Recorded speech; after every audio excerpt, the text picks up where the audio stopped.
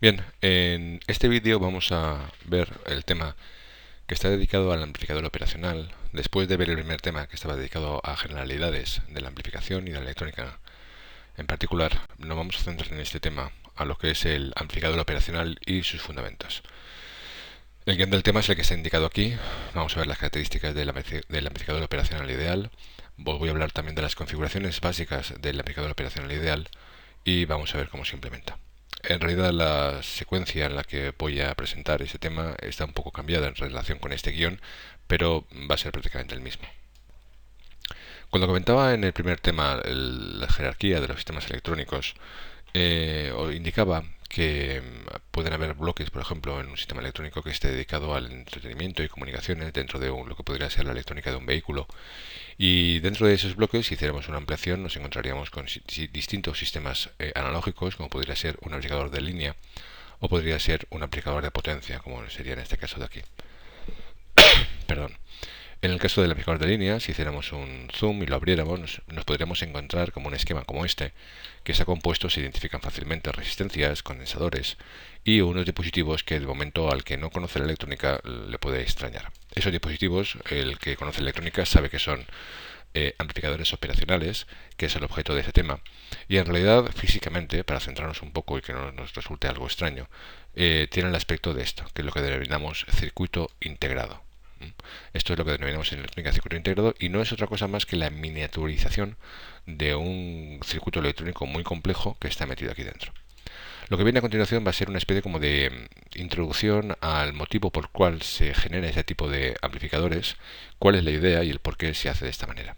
Y el por qué es muy sencillo, y es que un circuito amplificador realizado con resistencias, como este de aquí, o condensadores, o un elemento que veremos más adelante, que es la piedra angular de todo amplificador, que es el denominado transistor. Sus parámetros característicos en la resistencia, el valor de la R, en el condensador, el valor de la C, tienen unas tolerancias muy grandes. La resistencia tiene una tolerancia de un 10, incluso de un 5, de un 10%. Los condensadores pueden llegar a tener tolerancias de un 20%, algunos incluso te hablan de un 50%, incluso su capacidad varía con el tiempo. En el caso de las resistencias también es susceptible a la temperatura.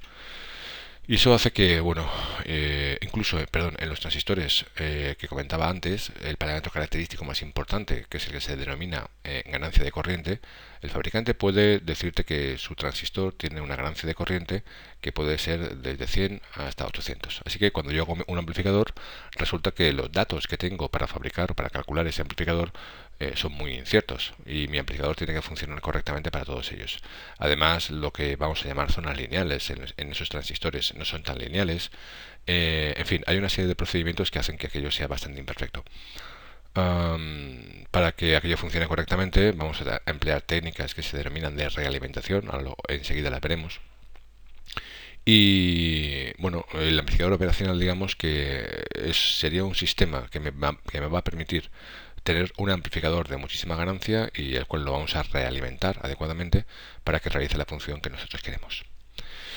Bien, el concepto de realimentación, bueno, pues esto pertenece más al ámbito de los sistemas automáticos, de la asignatura de sistemas automáticos, pero básicamente vosotros ya habréis visto, imagino, que cuando yo tengo una variable x sub que pasa por un proceso con una ganancia a, lo que tengo en la salida es una variable x sub igual a esa variable que sube de entrada por esa ganancia a.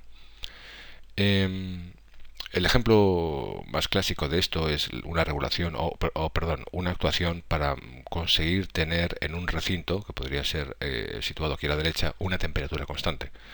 Si estamos, por ejemplo, en invierno y yo marco aquí que quiero un punto de referencia o una variable de referencia o una consigna de 22 grados, este es un sistema A que se encarga de, bueno, a partir de esa referencia que yo estoy poniendo, actuar con sistema de caldeo sobre el recinto que se interese para que la temperatura de este recinto llegue a 22 grados.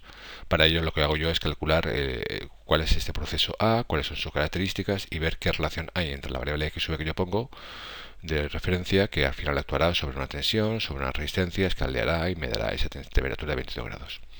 ¿Problema con el que me encuentro? Pues que en el ejemplo que estoy poniendo, cualquier perturbación exterior, y en el caso de temperaturas hay muchas, podría ser una ventana abierta, podría ser el sol que pegara o no sobre las paredes exteriores del recinto, podría ser cualquier factor. Aunque yo pusiera una referencia de 22 grados aquí, lo que tendría la salida no sería 22 grados, sino que sería 21 o 20, o me hiciera falta, o 23 grados, porque me hubiera pasado de temperatura. Algo que ya todo el mundo conoce es que esto nunca se hace así en procesos de climatización, sino que lo que hacemos es que sensamos cuál es la temperatura que hay en el recinto y a través de otro sistema lo llevamos a la referencia y la comparamos con la referencia de 22 grados que yo había puesto. De modo que en este caso, por ejemplo, yo aquí pondría 22 grados, mi proceso actuaría y si aquí llegara a 21 grados, esa temperatura de 21 grados vendría realimentada en ese sentido, se me restaría esos 22 con esos 21, me produciría una unidad de aquí de diferencia y esa unidad atacaría al sistema A para producirme, pues aplicar los sistemas de caldeo para tener en X sub S la temperatura de 22 grados. Bien, esto sería lo ideal, esto sería lo que debería funcionar en el sistema. Si yo me pongo a hacer cálculos de este sistema, si yo tengo aquí una variable x sub s, lo que tendría después de beta sería un producto de esa x sub s por esa beta, me daría la variable de realimentación, la cual se resta en este sumador para obtener una variable de error que sería la diferencia de las dos, y esta variable de error pasaría a través de esta a para generarme una, abro paréntesis, x sub e menos x sub r, cierro paréntesis, por a igual a x sub s. Si de esa ecuación me cojo un papel y un lápiz y hago el desarrollo y despejo la x sub s, la x sub s me queda igual a esto de aquí. Una de las dudas más típicas de este tipo de sistemas es que si yo entro por aquí, decía, con 21 grados, lo resto a los 22 y me da 1, ¿cómo es posible que si antes tenía aquí 22 y me producía un caldeo adecuado para llegar a 22, aquí con 1 me produzca un caldeo adecuado para llegar a esos 22? Bueno, la respuesta es que esta A no es la misma que esta A. Esta A que había puesto aquí, lo que va a tener que ser igual es a este conjunto de aquí. Hecha esta aclaración, que a veces confunde bastante si no se tiene en cuenta, lo que hacemos en electrónica, o la idea que le surgió al que inventó o al que se le ocurrió el aplicador operacional, es decir, bueno, pues si yo tengo una ganancia en lazo cerrado, que es como se denomina a este bloque, que es este A' igual a todo esto de aquí, si yo hago un amplificador A, alguien que sea esta ganancia A, de tal modo que esa sea muy elevada, y cuando hablo de muy elevada, en teoría sería infinito, pero en la práctica pensemos que podrían ser de 100.000 o de 1.000.000, resulta que la expresión podemos considerar que casi para cualquier beta, y si no subimos la A, este 1 va a ser menor que beta por A, y por tanto esto me quedaría aproximadamente igual a A partido entre beta por A, y si simplifico las betas, perdón, las A's, lo que me quedaría sería esta expresión, 1 partido entre beta. O sea, que de alguna manera habría conseguido hacer un sistema realimentado en el cual la ganancia en lazo cerrado resulta que no depende de A. Eso es de vital importancia, porque la idea que se me ocurre a continuación es la siguiente. Para hacer un amplificador en electrónica, en vez de coger varios transistores, ponerlos en cadena uno detrás de otro y hacer que la tensión de salida sea igual que la de la entrada, pero más grande, con sus distorsiones y susceptibles a perturbaciones, hagamos un amplificador imperfecto de altísima ganancia. Ya me va a dar igual si las betas son las ganancias de corriente son las que tienen que ser, perdón, o si las resistencias tienen tolerancia o no, y lo importante, realimentémoslo con una beta perfecta. De este modo, si yo hago la realimentación con una beta que sea perfecta, mi amplificador será tan perfecto como sea esa beta, con independencia de cuál sea la calidad de A, dentro de ciertos límites, por supuesto. Bien, pues esta de aquí es la idea de la realimentación. En automáticos, se habla de sistemas automáticos, se suele hablar siempre de lo que es la estabilidad o la inestabilidad de una realimentación. En electrónica nos centramos más, al menos a nivel más básico, de lo que se denomina realimentación positiva y realimentación negativa. Es un concepto que no se ve en automática, es más propio de la electrónica, como decía, y tienen dos connotaciones. En primer lugar, fijaros, os voy a explicar básicamente en qué consiste eso. En un sistema como el que hemos visto antes, en el que tenemos una realimentación a través de un sistema beta, con independencia de cuáles sean las ecuaciones, si es simplemente multiplicativo, estaremos de acuerdo con que una solución de este sistema es aquel en el que la x sub e es igual a 0 y la x sub s es igual a 0. Si yo pongo aquí 0 y y la x sub s es 0, esta x sub s multiplicado por beta me daría 0, que restándolo me da 0 y ese 0 por a me da 0. La pregunta es, ¿qué ocurriría cuando una perturbación exterior hace que esa x sub s, por ejemplo, aumente? En el sistema, tal y como lo he puesto aquí, si la x sub s por una perturbación exterior aumenta, aquí me produciría una variable que tendría un signo positivo. En principio, una variable con una x sub s, que sería x sub s por beta positivo, que me restaría el valor de antes y me daría aquí un valor negativo. Al darme aquí un valor negativo, resulta que A ejercería una fuerza hacia abajo. Digamos que esa A me tendría a dar una tensión negativa que sería contraria al efecto de la perturbación que había sido de subir la x sub s. Esto es lo que vamos a denominar en electrónica ralentización negativa. Ahora lo escribiremos con detalle. Sin embargo, si este menos hubiera sido más, si una perturbación exterior produce que la x sub s suba de 0, por ejemplo, o de una variable 0 subiera ligeramente hacia arriba, con muy poca cantidad, esta variable beta me daría lo mismo de antes, esa beta por x sub s, que sumado al anterior me daría aquí un valor positivo que haría que la x sub s tendiera a subir más. Esto es, la acción de A iría a favor de esa pequeña perturbación que ha entrado en x sub s y haría el sistema inestable. A esto de aquí en electrónica le llamamos radiación positiva y negativa. Alguien puede decir, bueno, es que es muy fácil porque simplemente hay que restar. Bueno, no es tan sencillo, porque esta beta yo no he hablado del signo que puede tener y esta A tampoco he hablado del signo que puede tener. Y aún lo podemos complicar más si decimos que esa A y esa beta fueran números complejos. Con lo cual toda esta relación de suma o de resta ya tendría que verlo con números complejos y se hace bastante más complicado. Porque podría ser que fuera positiva o negativa dependiendo de cómo estuviéramos, en qué punto de frecuencia estuviéramos. En términos matemáticos, hay unos análisis que determinan que, bueno, que si yo saco el módulo de la función de transferencia me queda de esta manera. Si me quedo con el denominador, el concepto de ralentización positiva o negativa está ligado a cuál es el módulo del denominador. De este modo, sin entrar en más detalles, si el módulo de este denominador es mayor que 1, estamos haciendo una ralentización negativa, el módulo de la ganancia en lado cerrado es menor que el módulo de la ganancia en lado abierto, o sea, estamos restando, estamos haciendo una resta efectiva. Sin embargo, si el módulo es menor que 1, la ralentización es positiva, me quedaría esto. Y en caso contrario, cuando estemos en valores iguales a 0, es lo que denominamos en electrónica oscilador. Y la ganancia en lado cerrado tiene infinito. Basta con aplicarlo en este punto.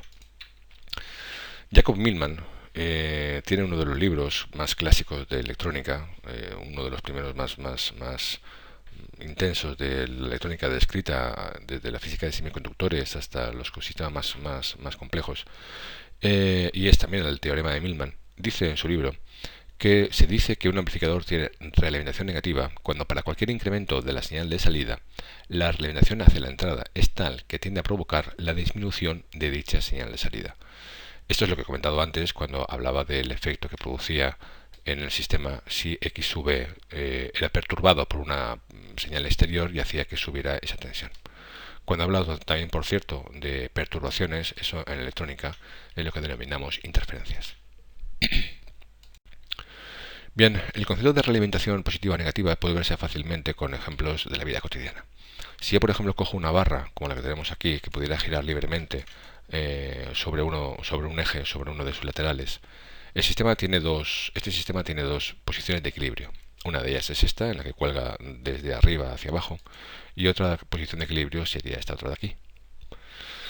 Bien, estas dos posiciones de equilibrio están sometidas a una ralentización positiva o una ralentización negativa. Fijaros en lo que me refiero.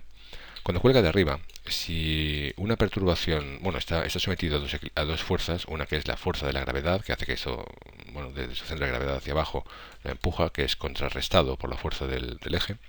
Si una perturbación exterior golpea esa barra y la inclina ligeramente, la fuerza de la gravedad la tira hacia abajo, y si la descomponemos en sus dos componentes ortogonales, pues una tiraría hacia abajo estirando la barra y la otra le ejercería un par sobre ella que la haría devolver de nuevo a su posición de equilibrio. Decimos que el sistema está ralentizado negativamente. Otro ejemplo sería el que si la barra está puesta hacia arriba, por ejemplo, y hago el mismo análisis que acabo de hacer ahora, sigue sometido a dos fuerzas de equilibrio, dos fuerzas que están equilibradas, una de ellas hacia abajo de su fuerza de gravedad, la otra de contrarrestación del propio eje, y si ahora una perturbación exterior lo saca de la posición de equilibrio, el par que aparece al descomponer la fuerza su peso hace que la barra gire en el sentido propio, en el sentido de la propia perturbación, lo cual lo saca de su posición de equilibrio y decimos que estaba alimentado en esa posición de equilibrio positivamente. Otro ejemplo muy clásico es imaginaros que tenemos un estanque en el cual tenemos un cuerpo que está flotando sobre él, un cuerpo que esté flotando, y ese cuerpo que está flotando está sometido también a una realimentación negativa. Fijaros, hay en equilibrio dos fuerzas, una la de la gravedad, la del peso del objeto que está flotando, y otra la del empuje producido por la fuerza de Arquímedes. Si cuando los dos son iguales, el sistema está en equilibrio. Sin embargo, si una perturbación exterior, imaginaros un pájaro que se pose encima de ese cuerpo, hace que se sumerja ligeramente en relación con la posición de equilibrio que había alcanzado antes, al hundirse ligeramente hace que evacúe, que desaloje más líquido, aumente el empuje vertical hacia arriba, y este empuje vertical hacia arriba contrarresta el peso de la perturbación. Vuelve de nuevo a una posición de equilibrio. A esto le llamamos sistema ralentado negativamente. Esto que presento aquí es el esquema interno de un amplificador operacional, y en concreto del que denominamos amplificador TL081. Es un amplificador muy estándar, lo vais a trabajar en prácticas, y tiene, su esquema interno es este de aquí. Fijaros que está compuesto por 25 transistores distintos, 25 o no, incluso más, si cuento estos otros dos que son especiales, son 25 transistores, y si identificamos lo que son sus entradas y sus salidas, observad que ahí tenemos un par de terminales que corresponden con sus entradas. Esas entradas, os adelanto, están directamente conectadas al terminal que se denomina de puerta de este símbolo, que es un transistor de efecto de campo. Lo veremos como último tema de la asignatura. Y tiene la particularidad de ese terminal, de ese transistor, que la corriente que circula por aquí siempre es cero. Con lo cual ya tenemos un dato muy importante de partida, y es que las corrientes que van a circular por las entradas de los amplificadores operacionales van a ser siempre cero. Luego lo explotaremos para hacer cálculos. Por otra parte, tenemos un terminal aquí de salida, donde vamos a tener la salida del amplificador, y bueno, más adelante veremos esta etapa que tiene también su significancia.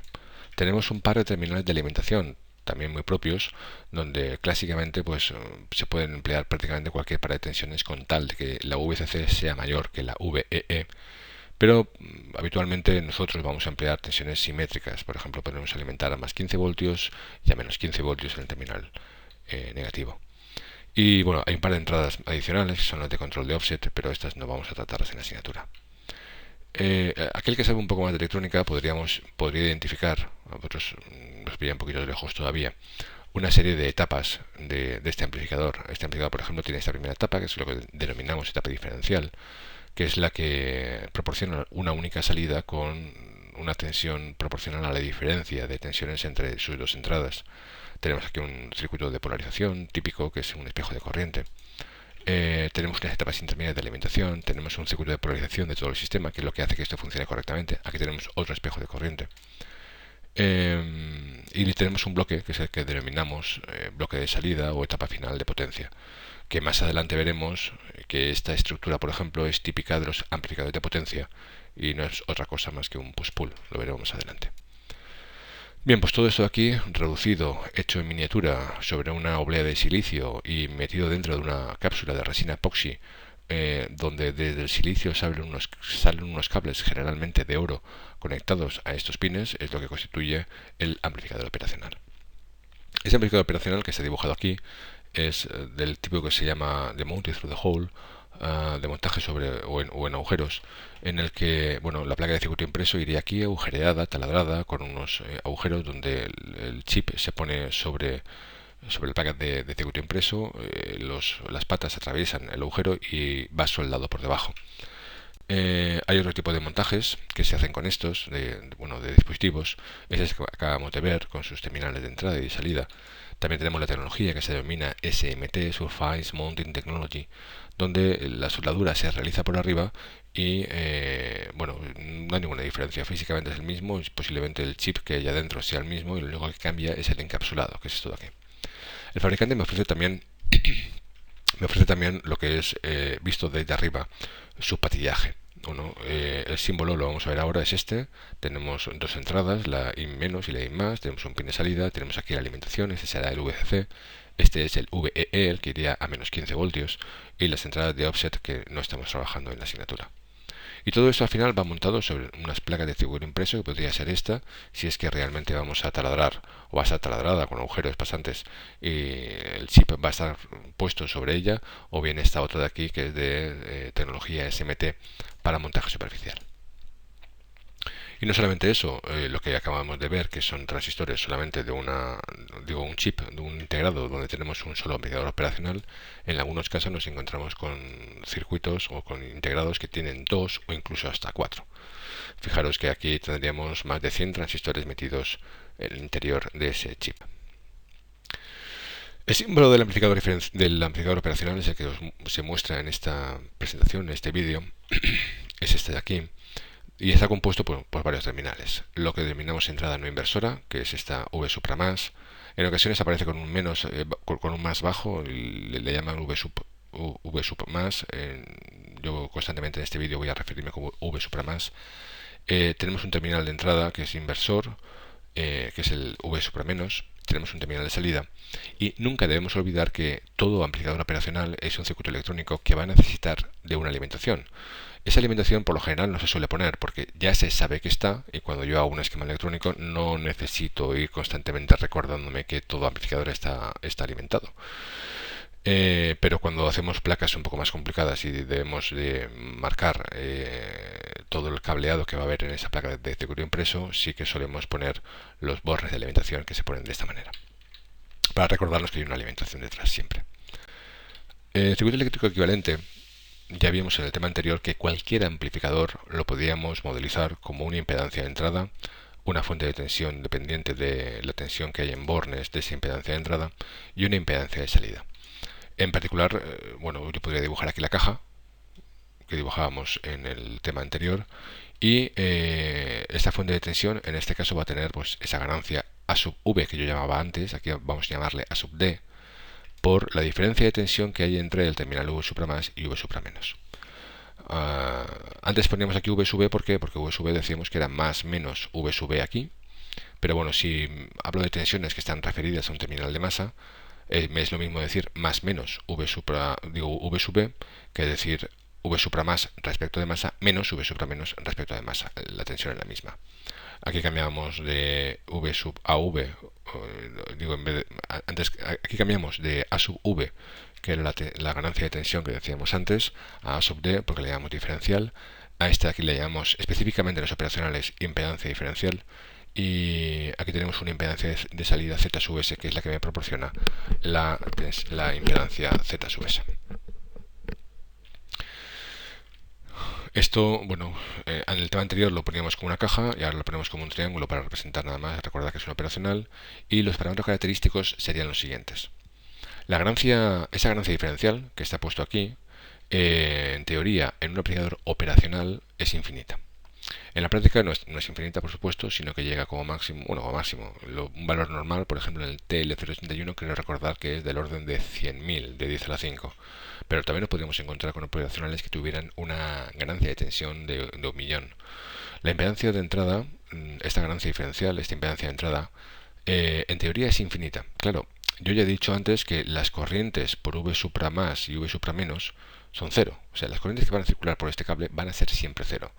Eso implica que las corrientes de entrada van a ser nulas, puesto que si esta corriente es cero, tiene sentido decir que la impedancia diferencial es infinita, porque es lo que me va a asegurar que por aquí no va a circular corriente.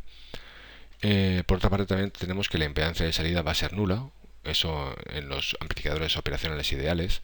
En la práctica suele tener unas decenas de ohmios de impedancia de salida. Enlazo abierto, sin realimentar.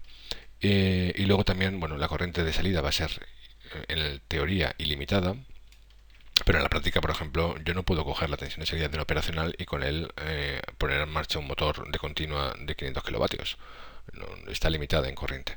Esa limitación en corriente en la práctica viene a ser del orden de unas unidades largas de miliamperios, o incluso en algún caso decenas de miliamperios. También es cierto que hay algunos específicos de vídeo, por ejemplo, que tienen salida de corriente de hasta cientos de miliamperios.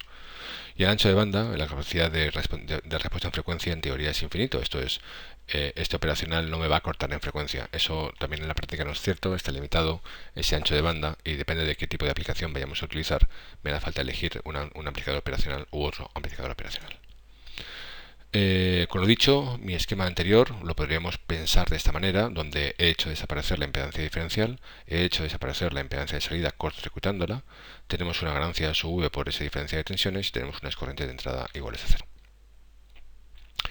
Hasta aquí lo que hemos visto, lo que me está indicando que tenemos un amplificador visto de esta manera, con unas entradas de corrientes iguales a cero, y tenemos una ganancia diferencial, por ejemplo, muy alta, que podría ser, pongamos, de 1.000.000. Eso querría decir que alguien podría pensar que, bueno, yo me cojo el amplificador operacional y como amplificador diferencial que es, le pongo entre sus bornes una pila de 1,5 voltios y pues alguien que no tenga mucha idea de electrónica podría esperar que la tensión de salida llegase a ser de 1.000.000 de voltios y medio. Eso evidentemente no. El operacional me va a querer dar esa tensión, pero en el momento en el que su tensión empieza a subir desde cero hacia arriba, buscando desesperadamente ese 1.000.000 de voltios y medio, se va a encontrar con las limitaciones de la tensión de alimentación. Recordamos que si la operacional, por ejemplo, está alimentado entre más 15 voltios y menos 15 voltios, eso va a querer decir que la tensión en este punto, conforme vaya subiendo, llegará un momento en el que llegue a 15 voltios y de ahí no va a poder subir su tensión. Lo mismo, si la pila lo hubiera puesto del revés y la tensión en este punto hubiera querido ir hacia abajo, tendiendo hacia el menos 1.000.000 de voltios y medio, cuando llegase a menos 15 voltios se quedaría saturado, se quedaría en el límite. Decimos que el operacional se ha saturado, quiere darme esa tensión, pero no puede y se queda limitado a la tensión de alimentación. En realidad tampoco llegaremos a más 15 voltios y menos 15 voltios, sino que hay también unos márgenes de unos 0,7 o 1 voltio en algunos casos, donde que necesita el operacional para poder funcionar, y cuando suba la tensión pues llegaremos quizás a 14 voltios o 14 voltios con 3, dejando ese voltio o 0,7 voltios de diferencia respecto a la limitación, y lo mismo hacia negativas. Esto me lleva a una conclusión muy importante sobre los amplificadores operacionales que se va a explotar muchísimo en todos los cálculos. Y es que, bueno, si esta ganancia de tensión es tan alta como 100.000, como decía antes, como en el caso del amplificador TL081, resulta que si yo de alguna manera, que ahora luego veremos cómo, pero si yo de alguna manera consiguiera que la tensión V sub S estuviera comprendida dentro del margen de entre menos 15 y menos 15 sin saturar, por ejemplo que fuera 1, 2, 3, 4, 5 voltios, 7 voltios, 10 voltios, ¿okay? Si no llegásemos a saturar y estuviéramos dentro de ese margen de tensión, eso quiere decir que la tensión V sub S de salida está, bueno, pues tiene un valor de en torno a 10, 12 voltios, menos 12 voltios. Y si estamos diciendo que esa sub D es tan grande como 100.000, va a querer decir que esa diferencia de tensión es prácticamente igual a cero. O, dicho de otra manera, que la V supra más va a ser igual a la V supra menos. Ya os lo adelanto, el amplificador operacional vamos a conseguir realimentarlo, vamos a conseguir hacer algo para que la tensión de salida esté comprendida dentro de los límites de alimentación. Y eso va a implicar que la tensión V supra más y V supra menos van a ser iguales, y además por estos cables no va a pasar corriente. Es como si estuvieran eléctricamente unidas a través de un cable por el cual no circula corriente. A eso le llamamos en electrónica cortocircuito virtual, porque conseguimos en un cortocircuito, en un cable que unimos dos puntos, hacemos que las tensiones de entre esos dos puntos sean iguales, pero eso se hace a costa de la circulación de corriente por ese cable, que hace que el resto del circuito iguale esas dos tensiones. En este caso no, en este caso tenemos las dos tensiones iguales, pero lo hacemos a través de un elemento por el cual la unión de esos puntos se hace con una corriente I igual a cero. Cortocircuito virtual. Este tipo de amplificadores o este tipo de funciones me va a permitir diseñar bloques funcionales con un comportamiento que es independiente de las características del amplificador, del elemento amplificador. Visto esto, entonces vamos a empezar a pensar en cómo realimentamos el operacional. Voy a presentar los circuitos y el procedimiento que voy a llevar con ellos va a ser idéntico, va a ser simétrico. Por una parte yo tengo un amplificador que es este, en el cual he colocado una resistencia R sub 2 para coger información de la salida y llevarlo hacia una de sus entradas, que es la V supra más, la entrada no inversora, y vamos a atacar a ese nudo a través de una resistencia R sub 1. Por una parte, lo que es el amplificador operacional se va a comportar y su ecuación de funcionamiento va a ser esta de aquí abajo, donde la tensión de salida va a ser igual a esa ganancia sub D de infinita o de 100.000 multiplicada por la diferencia de tensión que haya entre ese terminal, el V supra más y el V supra menos. Y además, en este caso particular, puesto que la V supra menos está conectado a masa, la tensión de este punto es igual a cero. Por otra parte, eso es cómo se va a comportar el operacional. Por otra parte, la red que he puesto conectando a este operacional tiene también una ecuación que se puede obtener aplicando Millman a ese punto. Y recuerdo que para aplicar Millman lo que ocurre en este nudo lo puedo aplicar sin problemas porque acuden impedancias nada más. Y lo que no es una impedancia es tal que sabemos que esa corriente va a ser igual a cero. Con lo cual aplicamos el teorema de Millman de forma ordinaria. Y de ello me quedo de la siguiente manera. Si aplico Millman a v más será igual a v sub e partido entre r sub 1 más v sub s partido entre r sub 2 partido entre la suma de inversas de resistencias. Bueno, visto esto entonces, también estaremos de acuerdo que un punto de equilibrio, digamos que unas tensiones que satisfacen estas dos ecuaciones son aquellas en las que todas las tensiones son iguales a cero. En la ecuación de arriba, si v sub s es igual a 0 y v sub más es igual a 0, esa ecuación es cierta. Y en esta segunda ecuación, si v sub e y v sub s son 0, v sub más también es 0. Con lo cual, una solución de todo este problema de un punto de equilibrio sería que todas las tensiones fueran iguales a 0. Si esto fuera así, ¿qué ocurriría si una perturbación exterior hiciera que la v sub s tendiera a subir? Si la v sub s tiende a subir ligeramente, va a resultar por la ecuación 2, me voy a la ecuación 2, que si v sub s sube ligeramente, la v sub más va a subir también ligeramente. Con lo cual, si la v sub más sube ligeramente, me voy a la ecuación 1. ¿Y cómo va a actuar el operacional? Bueno, si la v sub más sube ligeramente, la v sub s va a subir también. O sea, que yo tengo un sistema realimentado de una determinada manera y es tal que ante una perturbación exterior que hace aumentar v sub s, mi sistema reacciona haciendo aumentar más todavía la v sub s. A eso es lo que le hemos llamado antes realimentación positiva. Si yo hiciera este montaje en el laboratorio y consiguiera que en un instante concreto la v sub e fuera igual a la v sub s y todo igual a cero, en el momento en el que un ruido, nada, hiciera aumentar la v sub s ligeramente hacia arriba, el sistema se volvería inestable y la tensión v sub se iría subiendo, inicialmente buscando el infinito, pero cuando llegase a la tensión de alimentación se quedaría limitada a ese valor. Si la perturbación en vez de hacerle subir lo hubiera hecho bajar, esto iría hacia abajo. Sería algo así como haber cogido un lápiz, haberlo afilado con una punta de unas micras e intentar ponerlo de pie. Aunque consiguiera tenerlo de pie, ese lápiz apoyado sobre la punta, cualquier perturbación exterior, por mínima que fuera, lo haría acabar haciéndolo caer. Pues aquí exactamente lo mismo. Sin embargo, si el montaje que acabo de hacer, en vez de realizarlo de esta manera, lo hubiera hecho de esta otra manera, tendría que aquí, que la ecuación del operacional me dice esto, exactamente igual que antes, pero ahora es v supra más quien es igual a 0. Por otra parte, la ecuación de la realimentación sería esta otra expresión que vendría de aplicar Millman en este punto, es exactamente igual que antes. Y también como punto de equilibrio sería que todas las tensiones serían iguales a 0. Fijaros que aquí v sub igual a 0, v sub es igual a 0, daría v supra menos igual a 0, v supra menos igual a 0, v sub es igual a 0. Todo correcto. Pero en este caso, si la tensión v sub se subiera por una perturbación exterior, aquí una perturbación hace que la v sub se tienda a subir ligeramente, la ecuación 2 haría que al subir v sub s la v supra menos subiera. Esto es, esta v supra menos aumentaría. Pero por la ecuación 1, que es la del operacional, lo que haría sería, el operacional, su actuación sería, puesto que ahora tenemos un signo menos, hacer que ante la perturbación exterior que lo hiciera subir a v sub s, el operacional reaccionaría haciéndolo bajar. Iría en contra de la perturbación.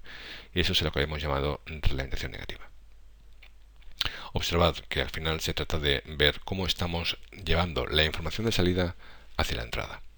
Alguien podría decir, podríamos habernos fijado en el más y en el menos, pero bueno, el más y el menos son símbolos y tenemos que buscar siempre cuál es a nivel matemático lo que hace que la realimentación sea realmente positiva o negativa. En definitiva, en el 90% de las ocasiones, cuando nos encontremos que estamos cogiendo una información desde la salida y la estamos llevando hacia la entrada mediante un elemento pasivo, como podría ser una resistencia, un elemento lineal o no, incluso no lineal, que condujese corriente, vamos a decir que estamos alimentando negativamente y me da igual que sea una resistencia o que sea una impedancia en general o que sea un sistema que conduzca la corriente, un sistema lineal o incluso no lineal.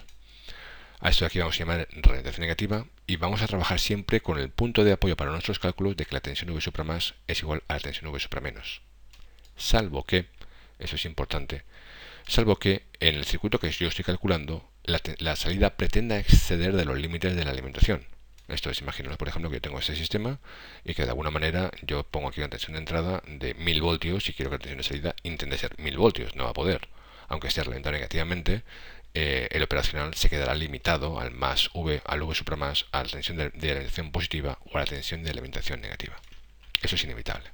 Ahí tendríamos que v supra más sería distinto de v supra menos, y por tanto mi tensión de salida sería solamente que a la más vc o menos la tensión de alimentación.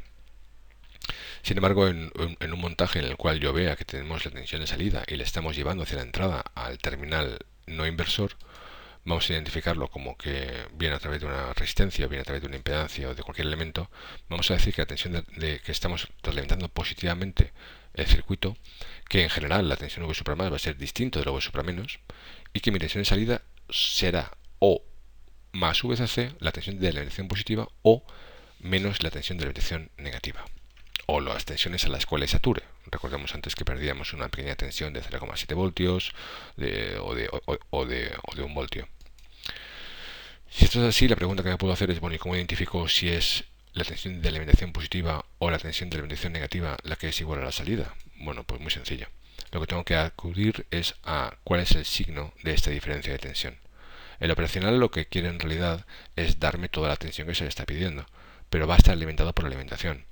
El signo de si es más o menos dependerá de cuál sea el signo de esta diferencia. Así, si en esta realimentación resulta que V supra más es mayor que V supra menos, esa diferencia toma un signo positivo.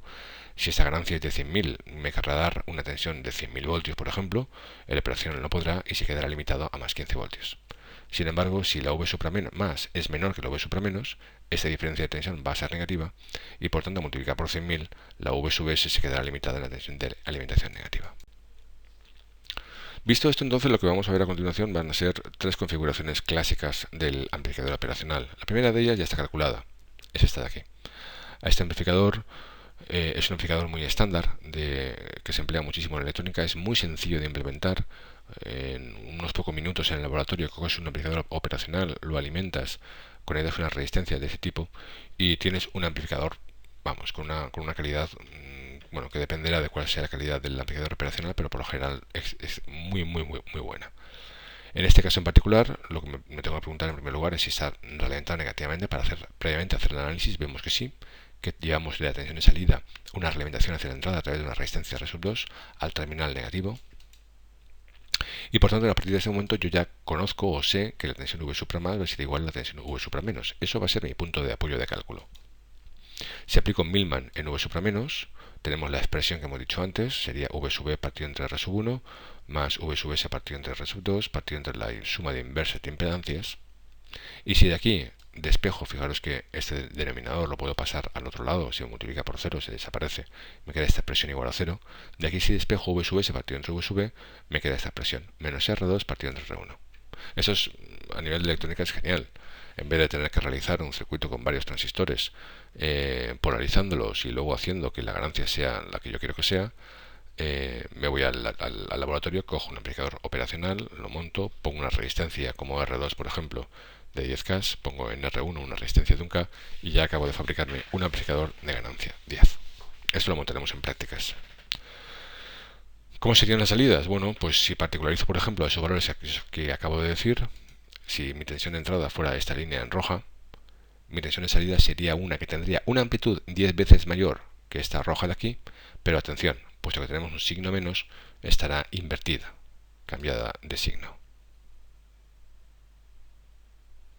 Otro esquema muy típico, por ejemplo, bueno, este aquí le llamamos amplificador inversor. Otro esquema muy típico que se suele emplear es el que denominamos derivador, que es este de aquí, y observar la diferencia con la que nos encontramos. En este amplificador es igual que el de antes, lo único es que la R1 ha sido sustituida por un condensador y sigo el mismo procedimiento.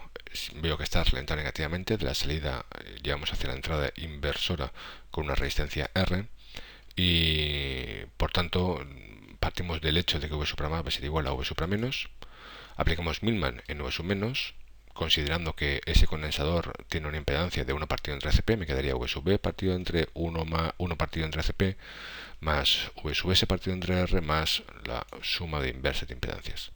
Nuevamente, despejando de arriba V sub B partido entre V sub S, llego a esta expresión. Una expresión que me depende del operador de Laplace P.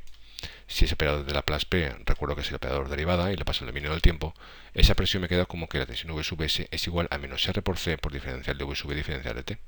O sea, es un circuito cuya tensión de salida resulta ser proporcional no a la tensión de V sub E, sino a su derivada.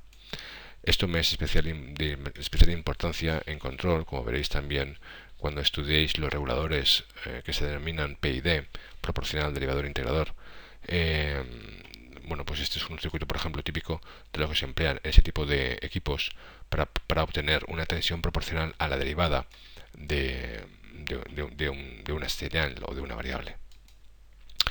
Si hiciera este montaje en el laboratorio y la tensión de entrada, por ejemplo, fuera esta línea, la roja que he puesto, una triangular, en ese tramo, por ejemplo, de subida, que tiene una pendiente constante, su derivada me daría un nivel constante, positivo, pero como tenemos un signo negativo, la tensión que tendría la salida sería una tensión continua negativa, que sería esta de aquí.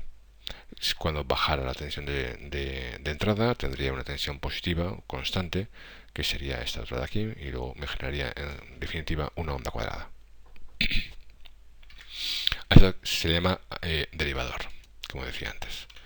Y la última configuración que vamos a ver, o casi la última, es aquella en la cual la R2 de origen la sustituimos por un condensador.